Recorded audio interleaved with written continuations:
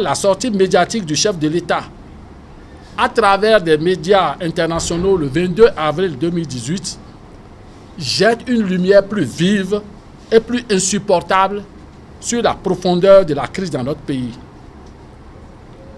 En parlant de cette sortie, il est loisible à tout citoyen honnête de voir que contrairement à ce qui a été annoncé, à savoir nous présenter un bilan des 2 ans de sa gouvernance, de là où en est le PAG, contrairement à ça, le chef de l'État a plutôt tenté de justifier et de convaincre, sans y parvenir, les éléments de sa gouvernance autocratique, népotiste, affameuse et de pillage des ressources du pays pour lui et son clan. Devant l'opinion nationale et internationale, le chef de l'État a montré la permanence des conflits d'intérêts au sommet de l'État. En effet, lorsque vous dites que vos enfants, vos amis et vos associés continuent de gérer vos parts que vous leur avez cédées, vos intérêts ne sont-ils pas toujours en œuvre? Lorsque chef d'État, vous cédez la collecte des recettes des douanes de tout un pays à une société dont votre ami est associé, ainsi que vos enfants sont propriétaires, vous ne pouvez pas nier les conflits d'intérêts. Le président Talon s'est ainsi enfoncé directement durant toute sa soirée du 22 avril sur toutes les questions cruciales où il pensait donner le change. Il est au-dessus des besoins, répète-t-il à tout propos. Il en fait même un critère garanti de gestion sans prévarication. Mais quel besoin a-t-il donc d'accaparer le domaine foncier de l'État qui n'était pas à vendre? Quel besoin donc de reprendre le PVI pour lui et ses enfants, de reprendre le coton dès le premier conseil des ministres, de rentrer dans tous les secteurs rentables s'il était au-dessus des besoins? Ce qu'on a constaté, c'est que le besoin de l'homme d'affaires d'agrandir toujours ses affaires, de rester toujours plus riche au détriment des autres, par les moyens qui l'ont rendu riche, le monopole concédé par l'État. C'est ce qu'on a observé depuis qu'il est arrivé. Le besoin d'être toujours plus riche, de grandir ses affaires d'homme d'État. C'est ça, le besoin qu'on a observé depuis qu'il est arrivé. Cet homme d'affaires a montré dans cette interview qu'il ne connaît pas le commerce, qui d'après lui ne doit pas courir derrière le client. Cet homme d'affaires qui ne sait pas que l'offre doit être le plus rapidement accessible à la demande. Ce chef d'État ne connaît ni la pratique quotidienne des vendeurs de galettes ou de pain qui courent derrière le client dans chaque rue dans notre pays. Cet homme d'affaires ne sait pas que dans les pays développés, les boîtes aux lettres sont bourrées de prospectus, les écrans envahis par la publicité pour courir derrière le client roi. L'homme d'affaires bénéficiaire des monopoles d'État ici ne court pas derrière le client. Et aujourd'hui, le chef d'État décrète que les petits vendeurs, les petits commerçants ne devraient pas courir derrière le client, mais doivent être déguerpis des espaces publics à eux concédés par les autorités avant lui. Le chef de l'État dit, surtout, il faut les éduquer, même si entre-temps ils doivent mourir. L'homme, au-dessus du besoin, se veut alors éducateur du petit peuple. Bien, admettons, les dirigeants doivent effectivement éduquer. Mais la seule et meilleure manière d'éduquer de là-haut, c'est l'exemple. Patrice Talon, chef de l'État, accapare un domaine public pour son propre compte. Et pendant ce temps, clame que l'espace public doit être dégagé. Patrice Talon, en conseil des ministres, publie les sanctions contre les directeurs d'école pour vol d'un sac de riz, d'un bidon d'huile. Mais le chef de l'État éducateur dit et ne regarde pas dans le rétroviseur pour ceux qui ont volé 45 milliards devant servir à donner de l'électricité aux populations. Le gouvernement de ce chef éducateur a avalisé le non-lieu pour ceux qui ont volé des milliards de francs CFA devant servir à donner de l'eau à des milliers d'enfants.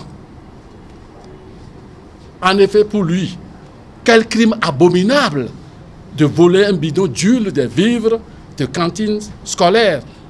Mais voler des milliards qui doivent servir à donner de l'eau aux populations, PPA2, à donner l'électricité, Maria Gleta, voler les économies des petits épargnants, ICC Service, payer à 5 millions de francs une moto qui coûte au plus 1 million, surfacturer les commandes de l'État, non. Ce n'est rien. Ce n'est pas du tout un crime. Tant que l'on est dans la cour, près du grand éducateur. D'ailleurs, lui-même n'a-t-il pas reconnu par 2 fois, ici devant l'épiscopat catholique, et puis devant son maître Macron à Paris, qu'il est aussi responsable et bénéficiaire de la gouvernance de pillage qui a plongé le pays dans le chaos. Mais n'a-t-il pas déjà répondu qu'en principe, l'aveu signifie pour lui table rase du passé? Oui, pour lui, le grand éducateur, l'aveu suffit. Et ni la justice, ni le peuple n'ont pas le droit de savoir comment et dans quelle mesure il a été responsable et bénéficiaire de la mauvaise gouvernance du pays. Mais les autres, ceux qui refusent de servir le compétiteur né, ceux qui se battent contre sa politique, la justice doit les poursuivre sans autre forme de procès. Pendant son interview, donnant les raisons à la base de la cession du port à une société belge, Patrice Talon dit qu'il a la recherche de l'efficacité et cherche qu'on le félicite pour avoir résisté à ses parents et partisans qui voulaient le poste. Ainsi donc, le chef de l'État nous montre que pour lui, le Bénin s'est réduit à ses parents et partisans, et c'est en leur sein qu'il recherche et nomme les compétences. Y a-t-il meilleure preuve de népotisme? Pire, en dehors de ses parents et partisans, si on ne trouve pas de compétences là, c'est l'apatridie la plus avilissante pour le pays et qui nous fait reculer aux années de la colonisation. On remet donc la gestion à des pays ex-colonisateurs. Cette attitude de servile vis-à-vis des colons est tellement puante et indigne que des journaux étrangers, la lettre du continent numéro 775 du 25 avril 2018, en ricanent et s'en félicitent en rappelant que le grand-père de Patrice Talon était français. Est-ce pour nous dire que c'était dans son ADN? Nous ne savons pas. Un pouvoir de pilleurs impénitents, de parasites de décrets et des ressources du pays, de népotisme, voilà déjà ce que nous pouvons dire. Et les libertés, la démocratie, alors, le grand éducateur n'en en court.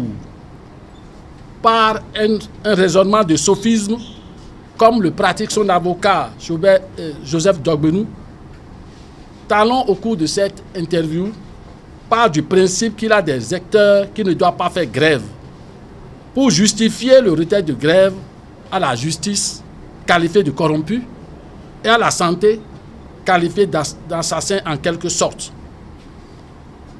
Aucune mesure n'est tenue de la Constitution et des lois du pays. Patrice Talon fait du tourisme un secteur prioritaire, donc le droit de grève doit être arraché aux magistrats et aux agents de santé. La Constitution et les lois du pays, rien à voir avec lui.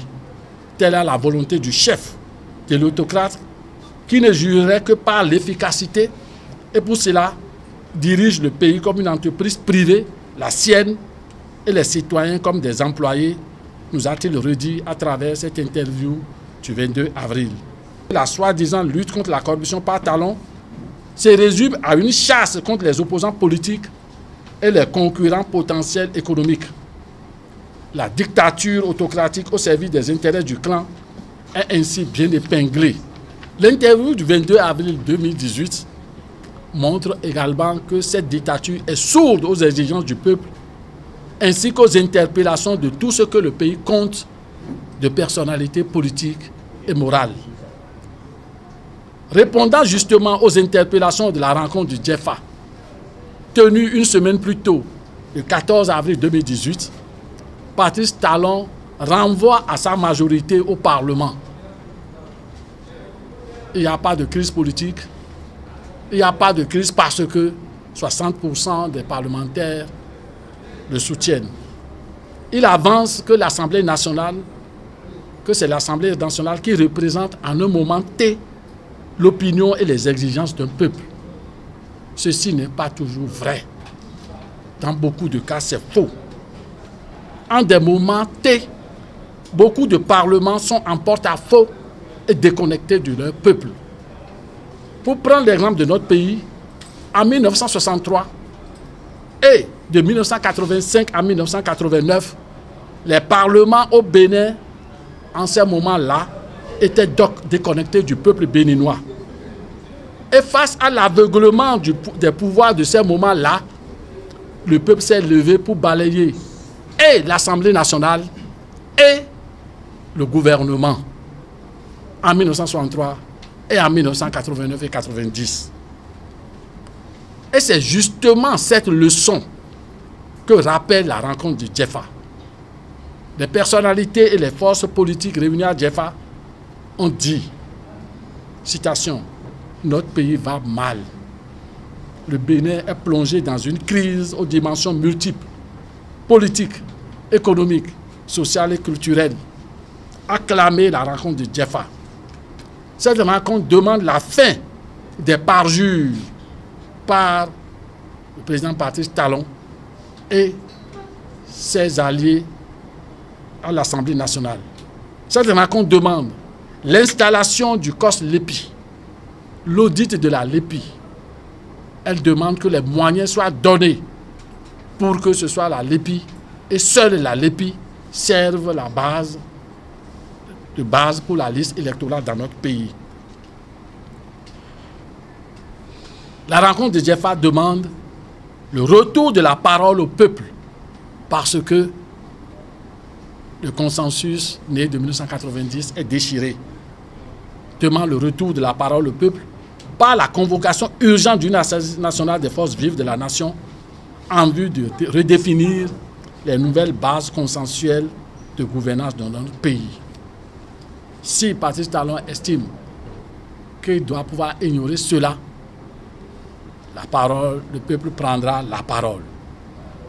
En effet, les luttes sociales en cours, qui rejettent et balaient tous les complots, les achats de conscience, les intimidations, et de l'autre côté, qui mettent en œuvre la souveraineté de la base sur les représentants mandataires au sommet, ces luttes populaires indiquent que le peuple s'éveille et se réveille.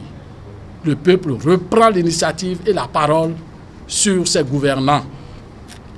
Et cela, ce n'est pas seulement au Bénin que le peuple est en lutte pour la liberté, la dignité et contre les agissements des puissants. Partout dans le monde, les peuples se dressent contre la force brute, les puissances d'argent qui les oppriment et surtout contre les pouvoirs corrompus et affameurs. Nous pouvons déjà voir qu'en Syrie, les dernières frappes américaines, françaises et britanniques, suite à des attaques chimiques non prouvées, indiquent qu'on veut nous faire rejouer le film des armes de destruction massive de Saddam et entraîner le monde dans une nouvelle boucherie. Mais les peuples sont vigilants et veillent. Autant ils veulent la paix, autant ils mènent une résistance farouche contre les régimes prédateurs et dictatoriaux qui les oppriment. Les derniers exemples, c'est ce qui se passe en Arménie et à Madagascar, où les peuples insurgés sont en train de montrer que rien n'est supérieur à leur volonté. En Arménie, après plusieurs années de pouvoir, le dictateur a voulu se maintenir au pouvoir par des tours de passe-passe. Le peuple s'est insurgé et l'a forcé à la démission.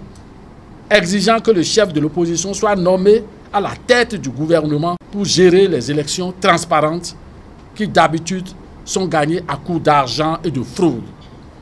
Ce qui est remarquable, et comme le font remarquer les médias internationaux, c'est la fraternisation entre la force armée et le peuple, montrant que toujours les soldats et policiers issus du peuple et ayant les mêmes problèmes que lui se rangent toujours de son côté quand il monte à l'assaut d'un régime oppresseur.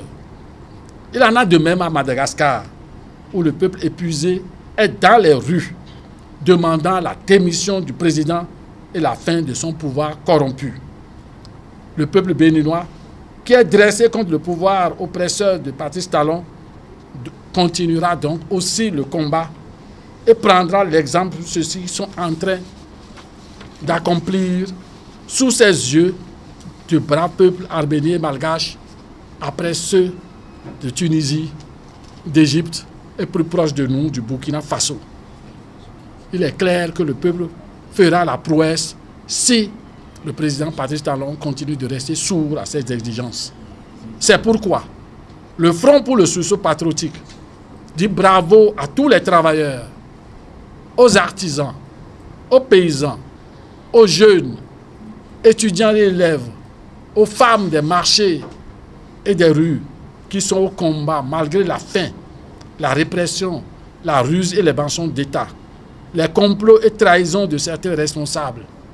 Le FSP appelle à la multiplication, à la diversification des luttes pour mettre fin à la gouvernance de dictature autocratique, de pillage, de famine et pour la tenue urgente des états généraux du peuple en vue d'un gouvernement patriotique et de probité.